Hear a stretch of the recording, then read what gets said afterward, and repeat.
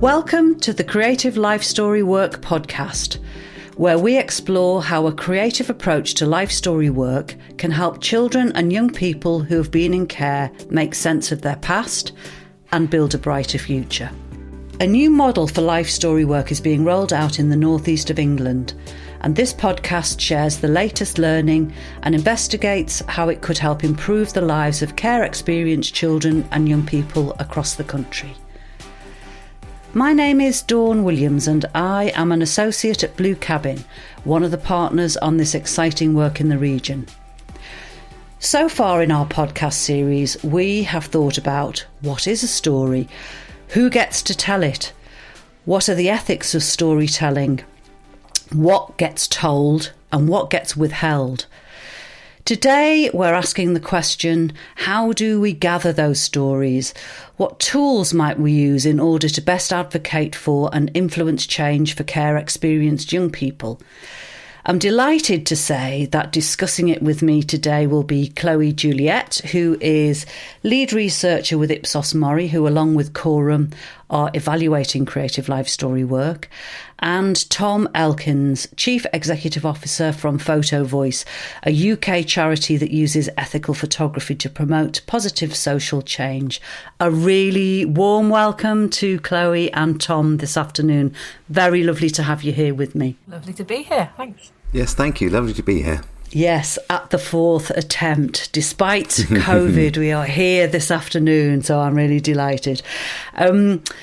Chloe, I was just wondering, because we've had the pleasure of working together on some of the evaluation of the All About Me sessions and also with some of our young researchers, I wondered if you would like to do a bit of scene setting for us around the importance of gathering those stories. Why? I know one of the sessions that we did with our young researchers was like, research, why would you bother? Why are we bothering to do that? And I just wondered if you would like to do some big picture context setting for us. Without slides, how terrifying. No slides allowed in this one, Chloe, no. So creative life story work, when I saw that come through as a thing that we could be evaluating, I was very excited about that. Thank you for not introducing me as care experience. People often lead with that in this space, but I am also care experience. So seeing that come through, being care experience and a researcher, as someone who did life story work when I was a kid, I thought it was very exciting and a new way of doing things. So we went for it. And when we got together with those young researchers who were going to help us make the evaluation better, which again was an incredibly exciting addition to the work of evaluation, I do think more people with lived experience should be involved in designing research that is about them as well as participating in it. I think what stood out to me the most in the conversations about how to do this well is often about agency. So you do research in a way that's gathering people's stories, particularly when it's qualitative. You're trying to understand their experience of a service like creative life story work, and that to some extent is their story. And then the work of creative life story work is very much digging into what their story is. And I think that the key difference that stands out to me about life story work and creative life story work is the agency is different. In creative life story work, the agenda for how they explore that is kind of set by the young person and not by a social worker or whoever is trying to gather information to give the young person. I think that they're both really valid things to be doing. But yeah, I think the agency over who writes the narrative and who gathers the stories is what's most interesting to me in this space. And I think it's because of the podcast that we've been doing and talking to other people about whose story is it and who gets to tell it that I did think very carefully about how to introduce you, because it's your story and you might not wanted to talk about that today. And I know that's one of the big, the agency with what you get to share and what you get to withhold was one of the big conversations that we had with some of the young people that we were in the room as well. Thank you, Chloe. And Tom, the PhotoVoice, your charity, I know it's based in the UK, and you work globally on lots of different projects. But I wondered if you could tell us a bit. It's a nice link into the what Chloe's just been talking about. One of your projects called Care Leavers in Focus. If you wanted to tell us a bit about that. Sure.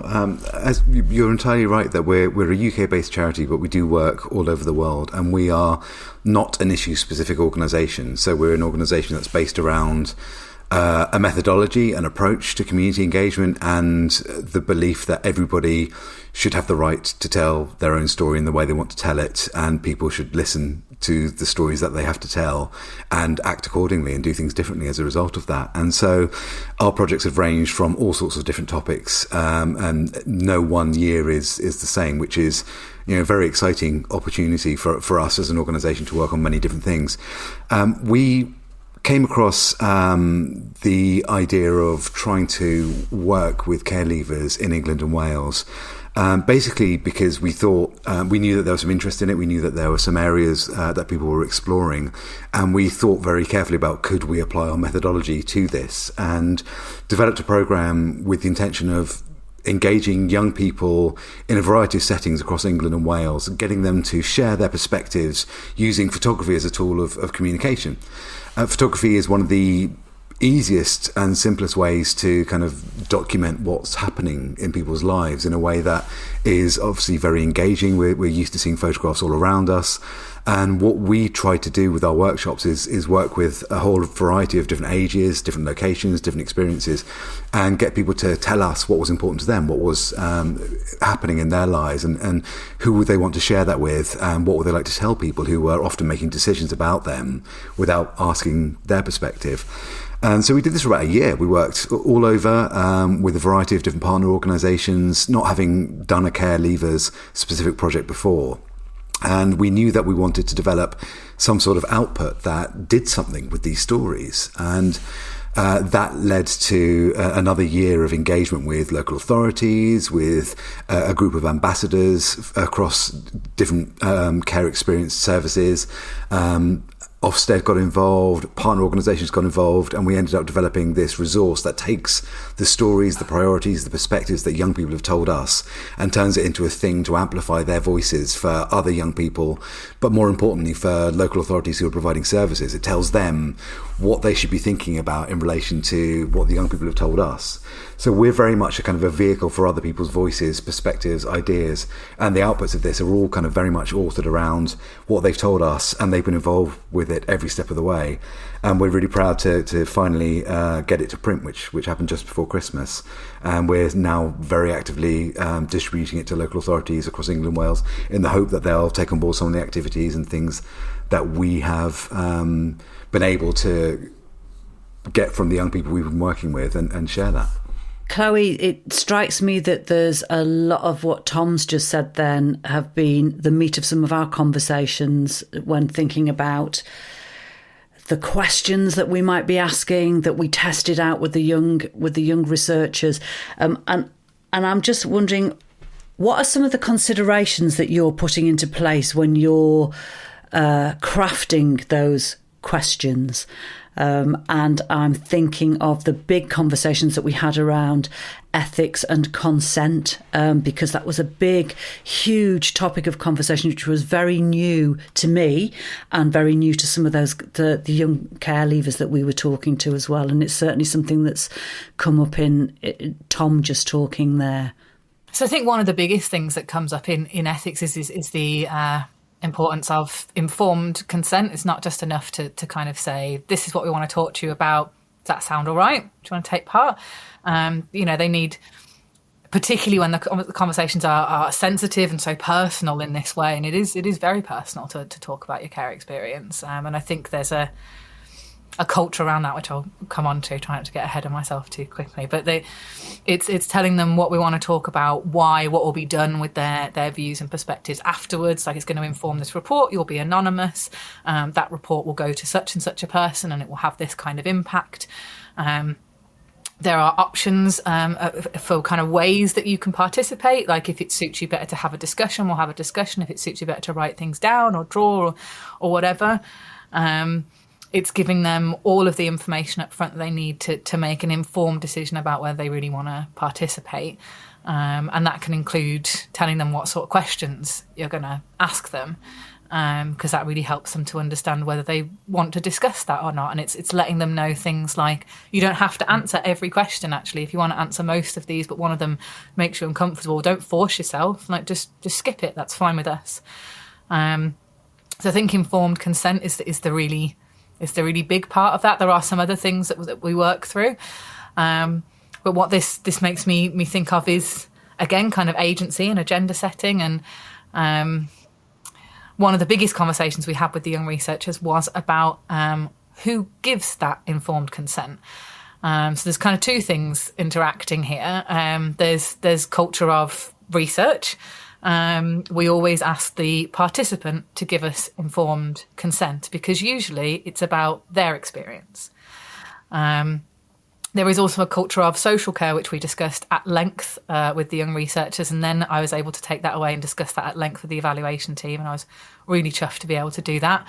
About there is an understandable culture in social care where children's lives are discussed quite openly, incredibly personal things about your life and things that have happened to you when you were a child, some of the most painful things you've ever been through, and they're just written down and discussed among people all the time. And it has to be this way to some extent, at least, because otherwise how can social workers do their job? I'm not critiquing that as such, but it does create a space where it's easy to forget that these young people should have some agency over who tells their story and why. So to me, the best, we had some really fruitful conversations. I thought the young researchers were amazing.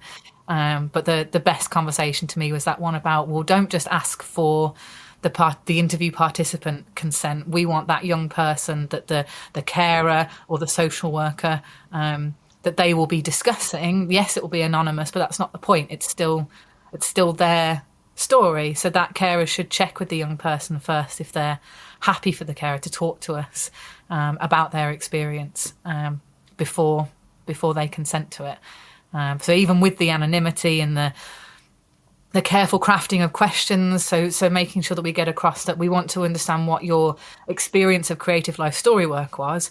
We don't want you to tell us, unless you really want to, about your care experience. We're not asking you to tell us your story. We're asking you to tell us how you found creative life story work as a space to explore your story. And that doesn't mean telling us things about yourself that you don't want to. Yeah. So, Tom, is anything that Chloe's saying that I saw you nodding vigorously as Chloe was talking, and I wondered if there was things that you were recognising there as Chloe was talking? I mean, absolutely. I think everything Chloe's saying there is absolutely vital to any kind of engagement. And I think we're a slightly unusual organisation in that we have a kind of a quite different approach to informed consent that others might have, that we don't get consent for anything leaving the room until the end. So the workshops that we did with the young people, it took place over 8 weeks, sometimes longer, and it was only at the end that we said to people, okay, now we've gone through this journey together, and you've set the agenda, and we've shared agendas, and we've shared ideas. What are you happy for other people to see and hear? And the risk with that approach is everybody turns around and says nothing. And it's never happened, but there is a genuine risk that you're giving people that absolute element of control to what leaves the room, that people will say, well, all the best stuff I want to keep here. And you know that it actually might be the most compelling image or the most compelling story that you know will have the biggest impact. But we're really proud of that approach. And we always kind of distinguish between what gets people in the room, what kind of consent processes you need, whether that's kind of academic consent or looking at ethical considerations around ethics boards and things like that. But what comes out of the room has to be in the control of the people who have created the work.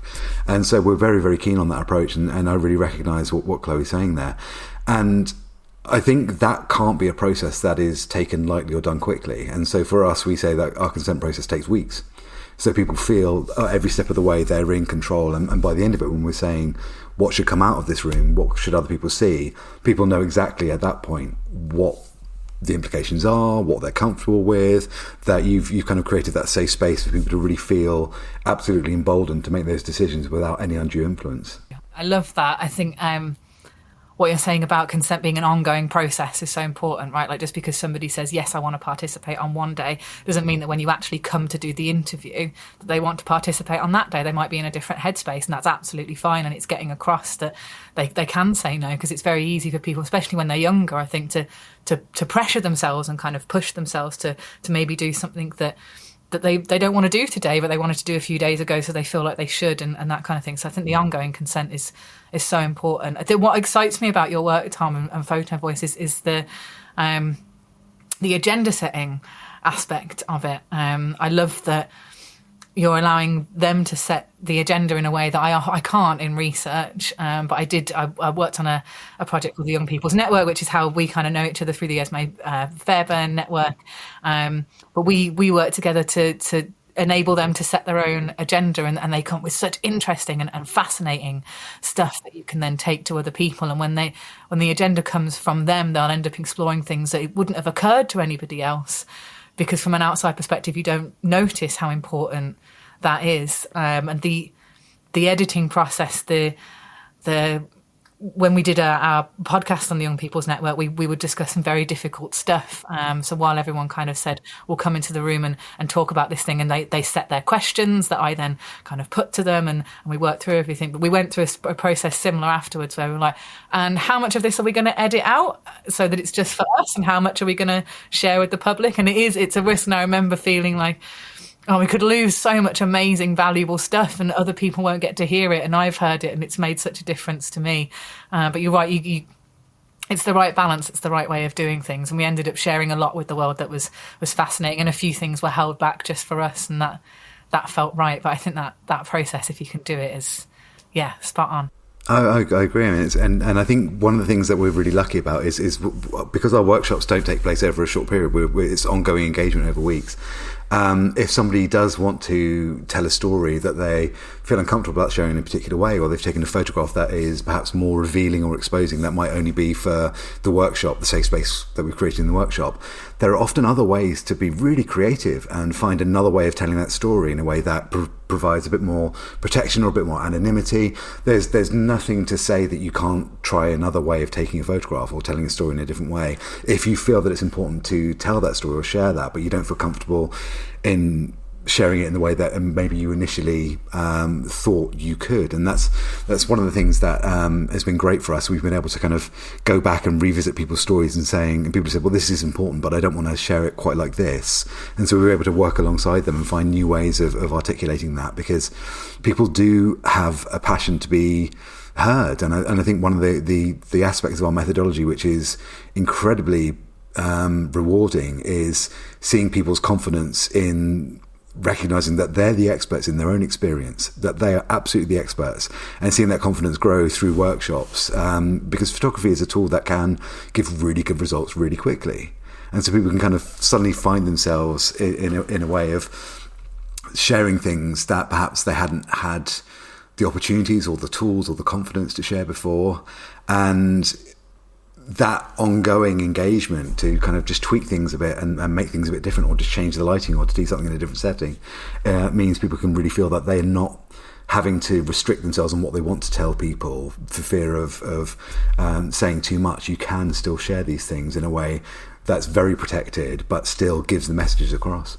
I think that sounds like such a great process. It's so difficult when you've got lived experience of care experience, and particularly things like engaging with media or presenting at conferences, which a lot of care leavers end up doing, and it can be very challenging to know what to leave out and what to keep in and how to present it. So, but being able to explore it and figure out what it is that you need to say, and then when you know what it is you need to say, then you can finesse it and figure out how you make it kind of public facing. I think it's a really valuable process that I would like more care leavers to know more about and practice more. It's a lot of pressure to go out and tell your story, and figuring out how you want to do that is so valuable. I mean, and thank you for all the kind words. I mean, it is a blessing and a curse in some senses, because we're a bit hard to define as an organisation, because we can't always, we're not issue specific. We don't always kind of work on the same things, and we can't always guarantee what's going to come out of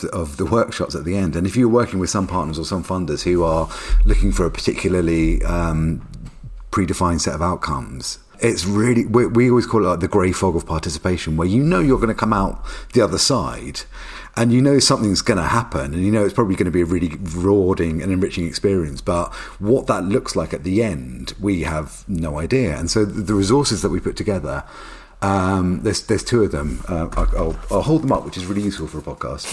I don't know if you've actually seen these yet, Chloe. I haven't yet, no. But this is the young person's book, and this is the practitioner's book. So this is for local authorities, and this is for care experienced young people themselves. This is about this. We had no idea it would be like this. It's kind of 3 times thicker than we thought it would be. We didn't know what it was going to end up looking like, and it's now a box that's got booklets and postcards and dialogue sets and posters for people to put that people can put on the walls. We had no idea that it was going to be like that, and you know, we obviously put down a rough budget for what we thought an undefined resource might cost 3 years later, not having done any of the workshops, and it's wildly off, but we've been able to kind of find ways to make it work. And so that kind of the unintended, unexpected things that come out of this sort of workshops are amazing, but it's quite hard for some people, particularly if they've got quite a or some organisations, if they've got quite a fixed approach to what they want a project to look like and what they want the end to be. We're a bit more slippery than that and a bit harder to define, which I think can put some people off. That's really interesting. I'm conscious the listeners probably aren't methods geeks, but I think that's one of the key differences between research and engagement is if you're going to do engagement properly, you don't want a really harshly put together prescriptive set of outcomes. You want a bit of flexibility so that it can be bottom up and people can decide what they want to do for themselves. And like you say, you know you're going to get somewhere good, but you don't know where you're going to get. So it's very hard to tell people in advance what this is going to be like. It's a hard sell. And how have you found that with your kind of approach, where you're letting attendees, participants set the agenda? How have you find kind of reconciling that, getting through the grey fog yourself? So I suppose I've got 3 elements. Well, when I do research, it's very well defined, and we keep people in those parameters, give them a bit of flexibility where we can. When we do when I do proper bottom up, kind of let them set their own agenda and do their own thing. It was very challenging. I mean, Esme Fairbairn were great, and I think it's unusual, and I was lucky in that they were supportive of the idea of get some care leavers together and see what's important to them and see what they want to do. And that is incredibly unusual to have somebody support something like that, and I don't think it's something that will happen again very quickly. But we just kept checking in, and I just... Every couple of months you show them the progress and you tell them what they have come up with, and as long as you can show them little sparks as you go along, they feel they can continue to support it. But there's a medium, which I think is what we basically did with the young researchers on the Creative Life Storywork programme, which is more kind of co-production. I think co-production is very ill-defined as a thing, but the principles are there, sharing power and all that kind of stuff. With the young research, we came in. We had some parameters, and I remember that first session, Dawn. We did kind of have to sit down and let them talk about lots of really big things about the system, and then remind them that this is how all of that stuff sits in context around this project that we're doing. But actually, we need to focus on creative life story work, and we need to look at the evaluation we're doing there. But within that, kind of the ball's yours. Like, these are the questions that we're coming up with, but you can throw them out, you can rip them apart, you can trash them, you can tell us to ask totally different things, you can edit them. Like, what do you think we should be doing? So there was a kind of happy medium, and they could see how it would feed into the wider system. There was some parameters. It took a while though, Chloe, didn't it? It did, yeah. That first session, it took a while for them almost to believe that this was the offer, and there was a bit of we had a session where they go, I don't think they actually believe that this is what we're going to do with it, so we had to almost redo a bit. And to Tom's point about work, and that's the joy of working over a longer time span, is that we had the, well, not a luxury, but we had the opportunity to be able to address that with those young people as well, reassure them maybe. Yeah, you're right. There was a real shift, wasn't there? I mean, we did that first session where we looked through the first set of questions for the interviews we were doing. They kind of They didn't hold back, and that was a really fruitful conversation. But as does, I'm not sure they were convinced that we were going to do anything with it, really. But when we came back the next time, we did the first half an hour was a kind of, you said this, we did this. And, it wasn't we've actioned everything you said exactly as you said it. It was we've taken 2/3 and pretty much done exactly what you wanted us to. But there's this third of stuff actually where we're not going to do it quite like that. But here's why, and let's discuss it further. If you feel strongly about it, tell us, and we can talk about it some more. And I think that there was a real penny drop moment where they were like, you have literally taken every single point that we said and you've done something with it, and where you're not going to action it, you've been really clear on why, and we can still talk about that. And it definitely changed the atmosphere of how that all worked. I felt, that was a very positive, quite moving session. It was very moving, and light bulbs going on to be in that space. And I wondered if Tom, that was the same in some of the workshops that you've been running as well, changes in the participants when they have that moment of it's mine, it's ours, and they're listening almost. I think so. I mean, for us, I think because we're slightly outside of the systems that perhaps people normally engage with, we're already slightly outsider to some of these dynamics, and often, and not just with care leavers, but with some of the other projects we've done. It's taken a couple of days to convince people that even though we might be working in partnership with an organisation they're familiar with, they don't know us, but they know the partner that we're working with, that we're not really connected to that. We're there genuinely to try and kind of provide an opportunity for them to have their experiences heard and understood, and we have no greater agenda other than that. And again, it's one of the benefits of us being non-issue specific and slightly separate from these things. But the point you're saying, the you said we did thing, it is amazingly transformative to see the reactions that people get when you actually say to them, we took on board what you said, and some of it we can't do, and here's the reasons why.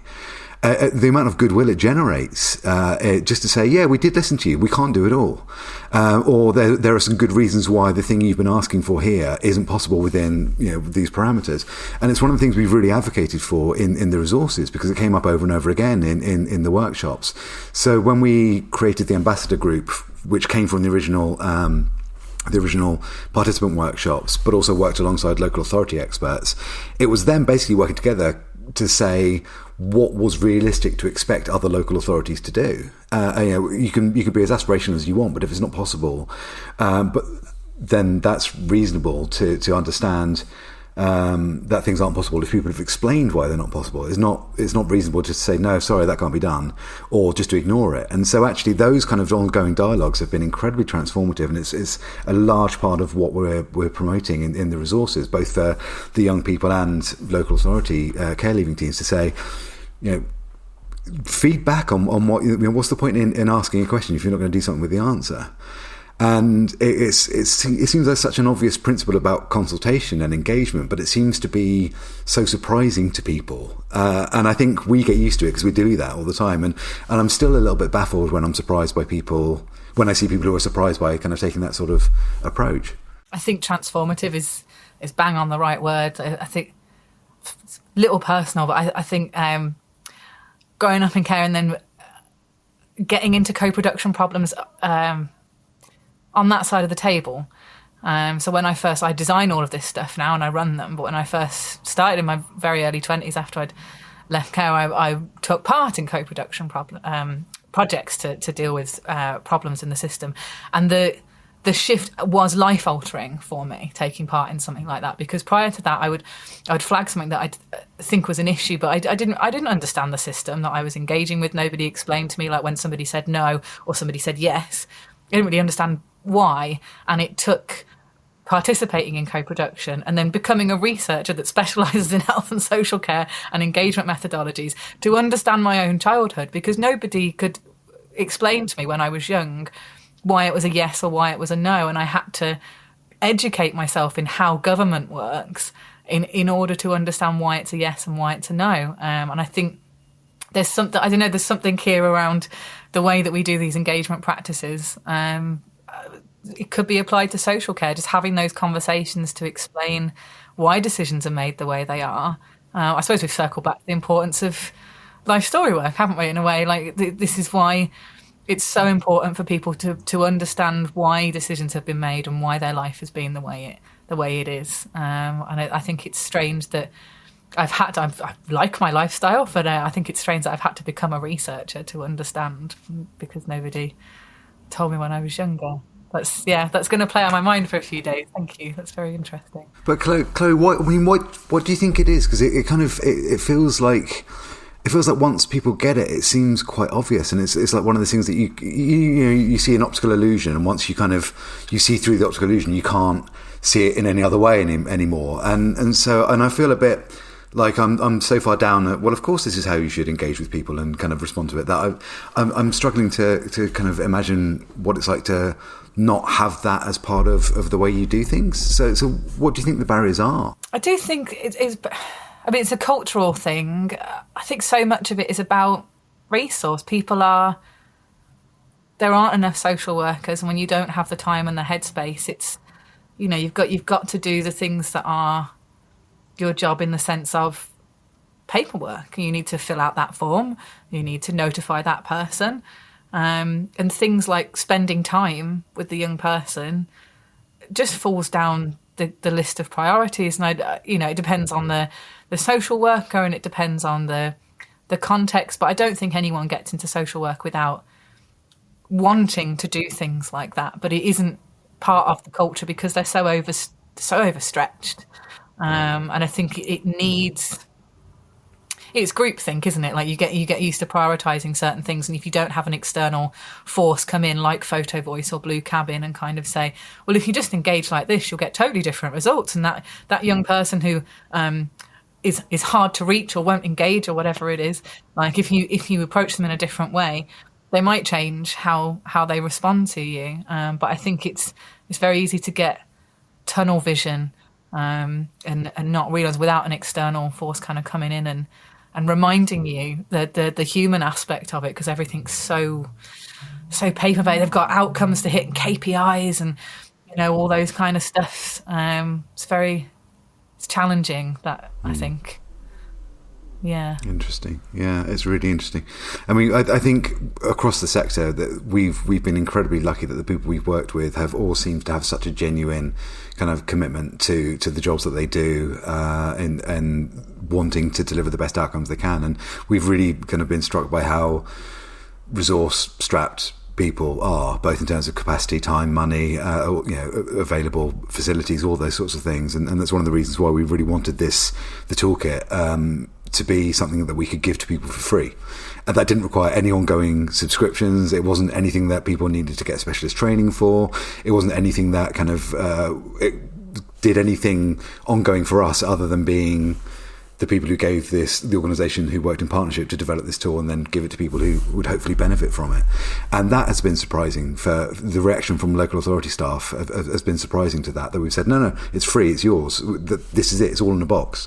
Everything you need is here. If you don't have the capacity to do the sorts of engagement work that we've been able to do over a long period of time, use other people's stories to engage with the people that you're working with. Here are some posters and captions and things and worksheets that you can use. It's all here in a box for you, and it's free, and it doesn't cost anything from now on.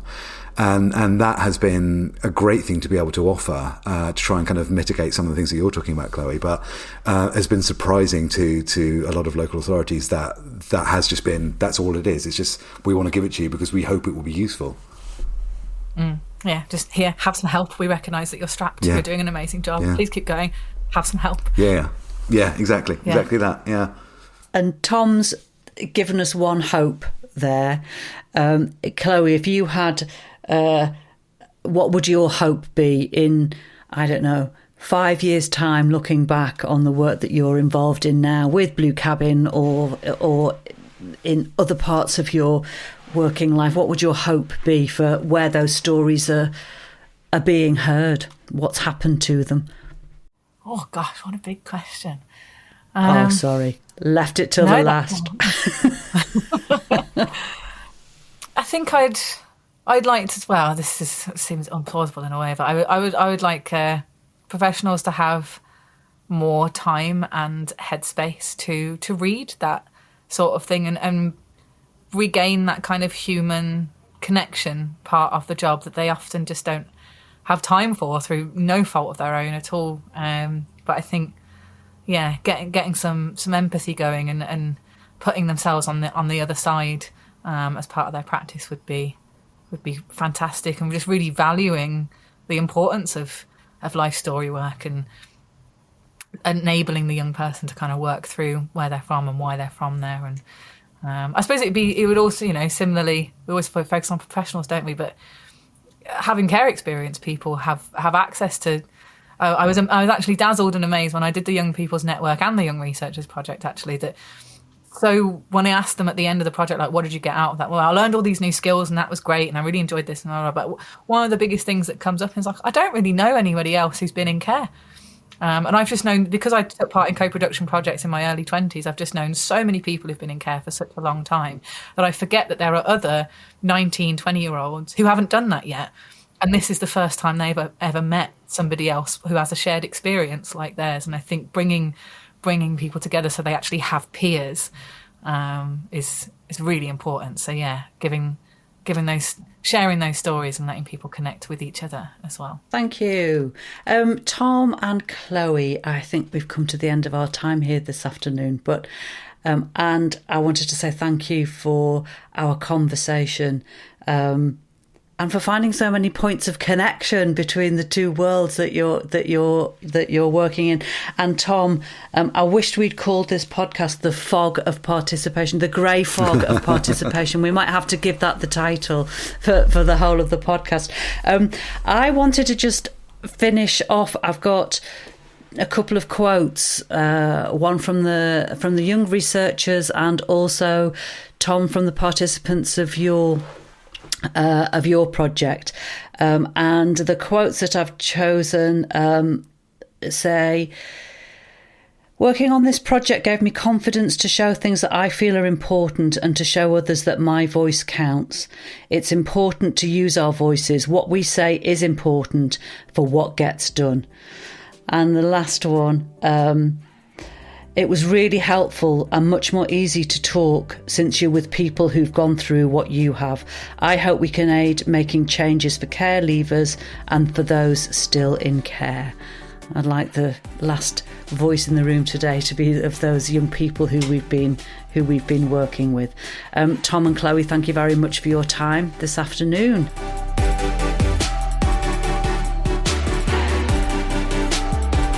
Whether you're a foster carer, someone who has experience of the care system, or you work with children and young people, we hope this episode has given you an insight into how we could make life story work better for young people. You can find more about our show at wearebluecabin.com/podcast. And we'd love to hear your thoughts. You can record and send a direct question or message to the show via the website. You can tweet us at wearebluecabin, or if you're one of the 1,500 people taking part in our Creative Life Story Work learning programme, you can always get in touch through the online learning platform. If you'd like to listen to future episodes, remember to subscribe wherever it is you usually get your podcasts. And if you're using Apple Podcasts, please do leave us a review, as it really helps others to find our show. Bye for now, and look forward to speaking in our next podcast.